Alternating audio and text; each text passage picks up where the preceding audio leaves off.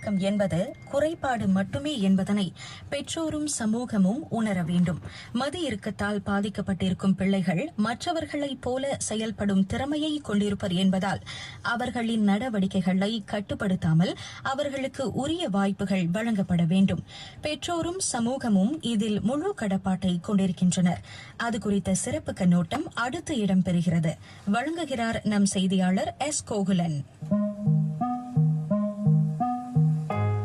Autism அல்லது மது இறுக்கம் என்பது நோய் அல்ல, அது வெறும் குறைபாடு. அதாவது மூளையின் இயல்பான வளர்ச்சி பாதிக்கப்பட்டு சுற்றியுள்ள மக்களுடன் தொடர்பு கொள்ள இயலாமல் போகும் தன்மையாகும். இவ்வேளை ஆட்டிசம் குறித்த புரிந்துணர்வும் விழிப்புணர்வும் சமூகத்தில் அவசியமாகிறது.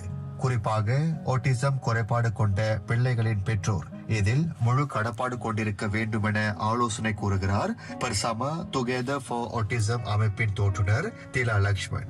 அந்த குடும்பத்துல பெற்றோர்கள் மட்டும் இல்ல, அவங்களுடைய இமிடியட் ஃபேமிலி உடன்பிறப்புகள் இவங்க எல்லாருமே முக்கியமான பங்களிப்பு அந்த ஆட்டிசம் குழந்தைக்கு கொடுத்தாங்கன்னா அந்த ஜேர்னி ரொம்ப கடினமா இருக்காம கொஞ்சம் ஈஸியா இருக்கும். ஆட்டிசம் அப்படின்னு டயக்னோஸ் பண்ணதோட என்ன செய்யறது, அடுத்து எங்க கொண்டு போய் இந்த சைல்ட் தெரப்பி கூடலாம், speech therapy, occupational, social skill, இந்த மாதிரி நிறைய விஷயங்கள் இருக்கு. இதெல்லாம் நீங்க அனுப்பிட்டு சரி அதோட வேலை முடிஞ்சது அப்படின்னு நினைக்க கூடாது. பெற்றோர்கள் முடிஞ்ச அளவுக்கு வீட்டுல உள்ள அந்த என்வாயரன்மெண்ட்க்கு என்ன அவங்களுக்கு செய்யலாம், எவ்வளவு டைம் ஸ்பெண்ட் பண்ணலாம், பங்களிப்பு அவங்களே நீங்க எடுத்துக்கணும். மிஷின்ல துணி போட போறீங்கன்னா அவங்களுக்கு அதை நீங்க கத்துக் கொடுக்கலாம். குக் பண்றீங்களா அந்த நேரத்துல அவங்களுக்கு அதை கத்துக் கொடுக்கலாம். இந்த மாதிரி நிறைய விஷயங்கள் இருக்கு. இல்ல உங்களுக்கு தெரிஞ்ச மத்த பேரண்ட்ஸ் இருந்தாங்கன்னா அவங்க கிட்ட நீங்க கேட்டு இந்த குழந்தைங்களுக்கு என்னென்ன செய்யலான்றத ஃபுல் பிளானா அவங்களுக்கு பண்ணலாம். சொந்தமா எல்லாம் பண்ணிக்கலாம். பிரஷ் டீட், குளிக்கிறது, அவரோட என்ன சட்டை எடுத்து போடுறது, இந்த மாதிரி விஷயங்களை கொஞ்சம் கொஞ்சமா நம்ம கத்து கொடுத்துட்டு வந்தோம்னா நிச்சயமா நீங்க நிறைய டிஃபரன்ஸ பாப்பீங்க.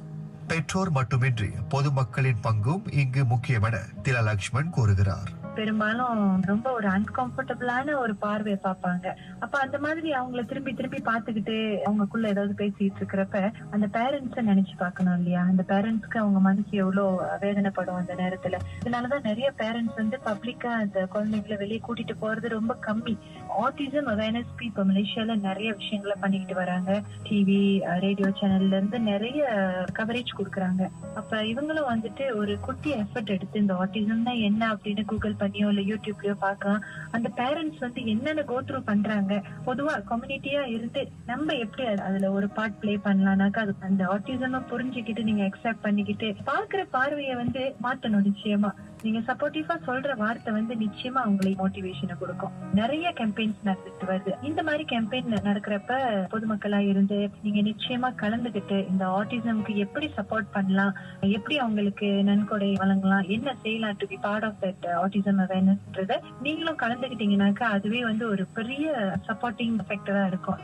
ஏப்ரல் 2ஆம் நாள் அனைத்துலக ஆட்டிசம் விழிப்புணர்வு தினமாக ஐநாவால் அங்கீகரிக்கப்பட்டுள்ளது. நாமும் இது தொடர்பான விழிப்புணர்வை அதிகரித்துக் கொண்டு மது இறுக்கத்தால் பாதிக்கப்பட்டவர்களுக்கு உதவ உறுதி கொள்வோம்.